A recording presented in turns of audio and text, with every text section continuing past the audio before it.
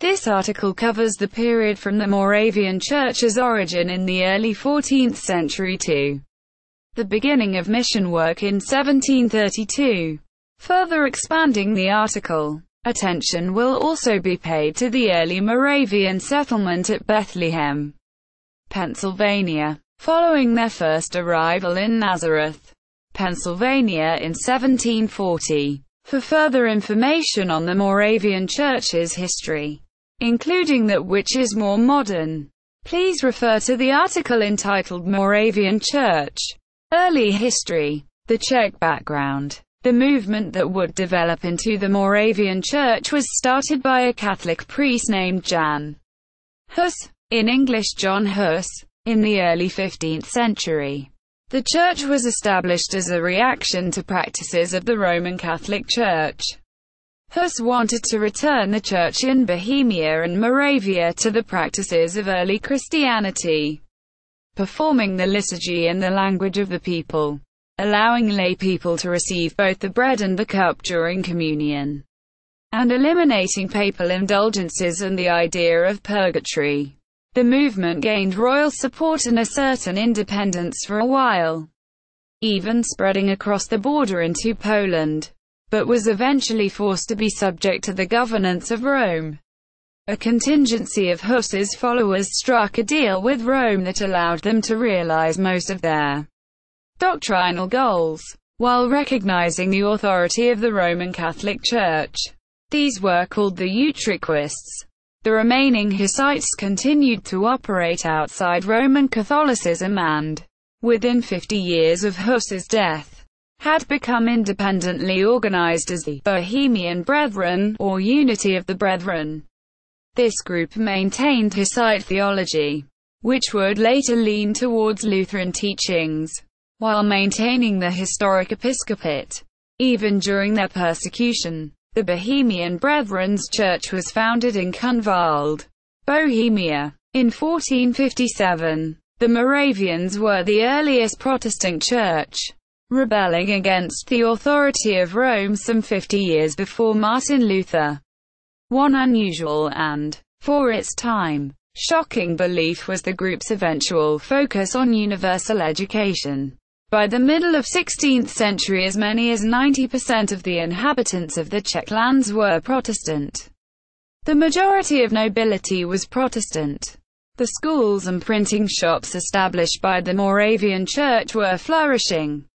Very often the Brethren were protected by local nobles who joined their ranks to assert their independence from Habsburg Vienna. By the middle of the 16th century there was not a single town without a Protestant school in the Czech lands, and many had more than one, mostly with 2 to 6 teachers each.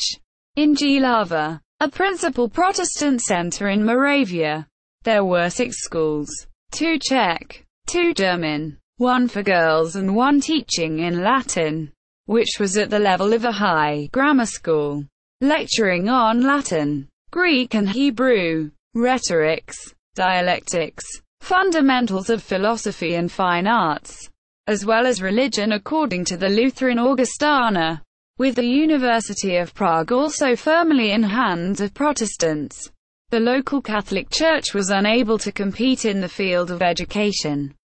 Therefore, the Jesuits were invited, with the backing of the Catholic Habsburg rulers, to come to the Czech lands and establish a number of Catholic educational institutions, foremost the Academy in Prague and the Academy in Olomouc, Moravian capital. Nevertheless, the nobility was able to force the Emperor Rudolf II to issue Letter of Majesty in 1609, safeguarding the religious freedom in the Kingdom of Bohemia. Rudolf II was succeeded in 1612 by his brother, the Emperor Matthias, who sought to install the fiercely Catholic Ferdinand of Styria on the Bohemian throne, which was conjoined with that of the March of Moravia. But in 1618 the Protestant Bohemian and Moravian noblemen, who feared losing religious freedom, 2 of the Protestant churches being already forcibly closed, started the Bohemian Revolt. The revolt was defeated in 1620 in the Battle of White Mountain. As consequence, the local Protestant noblemen were either executed or expelled from the country, while the Habsburgs put Catholic, and mostly German-speaking, nobility into their place. The Czech language was gradually reduced to a means of communication between peasants, who were often illiterate. The era is generally described as the Dark Age of the Czech nation. Protestants were offered an ultimatum. They were forced to choose to either leave the many and varied southeastern principalities of what was the Holy Roman Empire, mainly Austria, Hungary, Bohemia, Moravia, Silesia and parts of Germany and its many states, or to practice their beliefs secretly. The Brethren were forced to operate underground and eventually dispersed across northern Europe as far as the Low Countries, where Bishop John Amos Comenius attempted to direct a resurgence.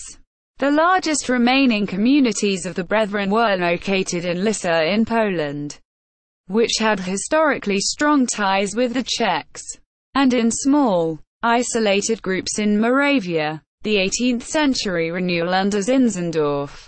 Nikolaus Ludwig von Zinzendorf was a nobleman born in 1700 in Dresden, Saxony, in the east of modern-day Germany, where he was brought up in the traditions of Pietism. Zinzendorf studied law at university in accordance with the wishes of his family, but his main interests were in the pursuit of his religious ideas. In 1722 he left the court in Dresden to spend more time on his estates at Berthelsdorf, where he hoped to establish a model Christian community. Out of a personal commitment to helping the poor and needy, Zinzendorf agreed to a request from an itinerant carpenter named Christian David, that persecuted Protestants from Moravia should be allowed to settle on his lands. Among those who came were members of the Bohemian Brethren who had been living as an underground remnant in Moravia for nearly 100 years since the days of Comenius. In 1722 the refugees established a new village called Herrnhut, about 2 miles from Berthelsdorf. The town initially grew steadily, but major religious disagreements emerged, and by 1727 the community was divided into warring factions. Zinzendorf used a combination of feudal authority and his charismatic personality to restore a semblance of unity. Then on the 13th of August 1727 the community underwent a dramatic transformation when the inhabitants of Herrnhut learned to love one another, following an experience which they attributed to a visitation of the Holy Spirit, similar to that recorded in the Bible on the day of Pentecost. Many issues were settled by this renewal revival, and while different doctrinal views still occasionally threatened the unity of the community, Count Zinzendorf was able to maintain harmony of spirit from then on, so the revival could continue unhindered.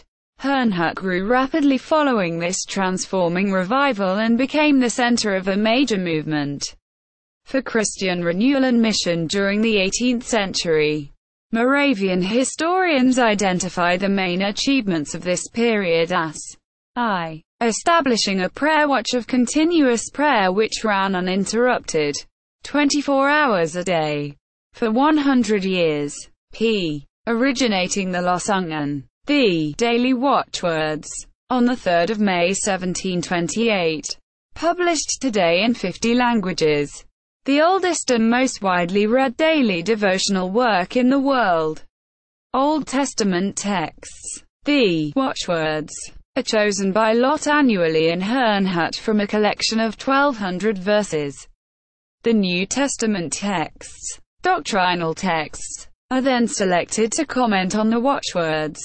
This is an ecumenical ministry of the worldwide Moravian unity that transcends confessional, political and racial barriers of all kinds, establishing over 30 settlements globally on the Herrnhut model.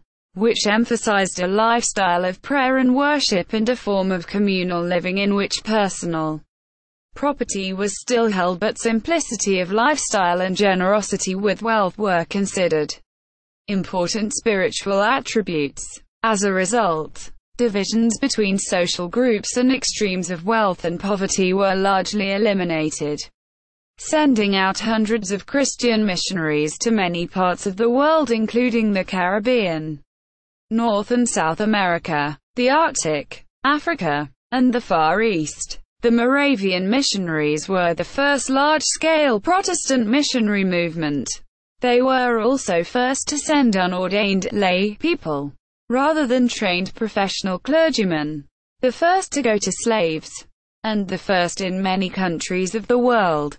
The first Moravian missionaries were a potter named Johann Leonhard Dobber and a carpenter named David Nitschmann, who went to the Caribbean island of St. Thomas in 1732, forming many hundreds of small renewal groups operating within the existing churches of Europe, known as diaspora societies. These groups encouraged personal prayer and worship, Bible study, confession of sins and mutual accountability. 18th century Moravian settlement in Pennsylvania, before finally settling in Pennsylvania, and later founding another settlement in North Carolina. The Moravians initially made an attempt at settlement in Georgia for their purpose of mission work. Upon settlement in Georgia, due to various complications including impending war and leadership withdrawal, several of the Moravian settlers moved from Georgia to Nazareth, Pennsylvania in 1740. While the prime objective of reaching the colonies was to convert the native population of the Delaware, the Moravian method of evangelizing was not always looked upon kindly, nor always welcomed. The Moravian Church in the present, the modern Unitas Fratrum Moravian Church, with about 825,000 members worldwide, continues to draw on traditions established during the 18th century renewal. In many places it observes the convention of the Love Feast, originally started in 1727, and continues to use older and traditional music in worship. In addition, in some older congregations Moravians are buried in a traditional God's Acre, a graveyard organized by gender, age, and marital status rather than family. The Moravians continue their long tradition of missionary work, for example in the West Indies of the Caribbean and Greenland. This is reflected in their broad global distribution. The Moravians in Germany, whose central settlement remains at Herrnhut, are highly active in education and social work. The American Moravian Church sponsors Moravian College and Seminary, recognized as the sixth oldest institution of higher education in the United States.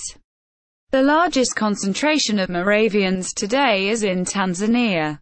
The motto of the Moravian Church is, in Latin, in necessaries unitas, in dubiis libertas, in omnibus caritas, in English, in essentials, unity, in non-essentials, liberty, and in all things, love. See also, religious peace of Kutna Hora. Notes and references.